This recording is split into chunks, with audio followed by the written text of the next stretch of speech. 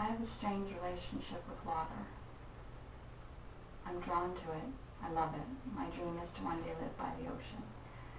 But at the same time, I have fear of drowning, and I nearly did drown a couple of times in my life. Maybe it's in my blood. Actually, my family has a strange history with water on both sides of the family. My mom's mom, my grandmother, was supposed to be on the Titanic when she was coming from England to North America, and everyone wanted to be on the Titanic. It was the ship to be on, and something went wrong and she wasn't able to get on board, and she had to take the next ship after.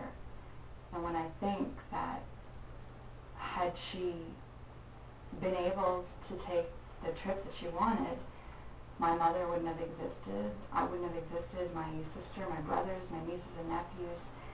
It's kind of scary to think that if one little link in that chain were broken, none of this would happen. I guess that's part of how fragile life is. On my dad's side of the family, my father has a fear of water. He never learned to swim. And when he was 12, he was in a boating accident, and he actually drowned, and he was underwater for several hours, and I don't know how he survived, but he did. And when they got him out, though, he was in a coma for 2 weeks, and his family didn't think he was going to make it. His dad was a tailor, and he actually made him a suit to bury him in. That's how sure they were that he wasn't going to make it. But again, he did, and met my mother at a dance several years later, and here we all are. So it's kind of strange. For myself, I've always been drawn to the water and love it, but at the same time, it scares me, the depth of it. When I was 5, my sister, who was 10, was getting swimming lessons through her school. They used to give swimming lessons. I think they should do that with everyone. Just everyone should learn how to swim. But anyway. So she's getting her lessons. My mom's paying attention to her, which tended to happen, and not paying attention to me. And so I went wandering, I guess, around the pool, and I was curious about the deep end, and I guess I got too close, and I fell in. And it was the most terrifying thing. All I remember is the shock of it, and the cold, and just falling, and there was no bottom. And I remember that was the most frightening thing to me, was there was no bottom. There was an episode of Flintstones with Madam Yes and Dr. No, and talked about a bottomless pit, and you just keep falling, and that to me was the scariest idea in the world, was that you would just keep falling. And of course I panicked and I sank, and somebody saved me, but obviously it made me very afraid of deep water, and from then on I wouldn't go in water unless it was, not above my neck.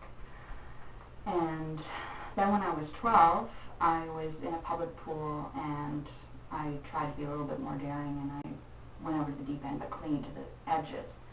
So I was clinging on the side, but these kids were kind of horsing around, and they knocked me, and I lost my grip. And I started to sink, and I freaked, which is the worst thing to do, obviously, when you're in deep water. You can't freak and panic, because you'll sink like a stone, whereas if you just relax and let go, you would float, but hard to do when you're terrified. So I'm flailing, and I'm like trying to get the lifeguard's attention, who was right there and was probably only a few years older than me. And she was just ignoring me. Like, she kind of glanced, but she wasn't paying any attention, and I'm freaking out. Anyway, I finally managed to get to the side, gasping for breath and crying, and she asks, "Are you okay?" And I was pretty mad. "No thanks to you." So now it's strange, because, like I said, I want to live by the ocean. I love the water, and I go swimming all the time. Today I've got to work, and it's raining anyway, but every chance I get this summer I've been at the beach or in the pool. But I'm still scared of the deep water, and when I'm in the pool, I'll go across as fast as I can just to get away from the deep water again. I know it's silly, because I know I can float. I mean, I can float on my back and everything's fine, but I like being able to step down and have my head above water, and I think I'm kind of a control freak, and I think that's kind of a metaphor for my whole life. I need to keep my head above water, and I need to be on solid ground.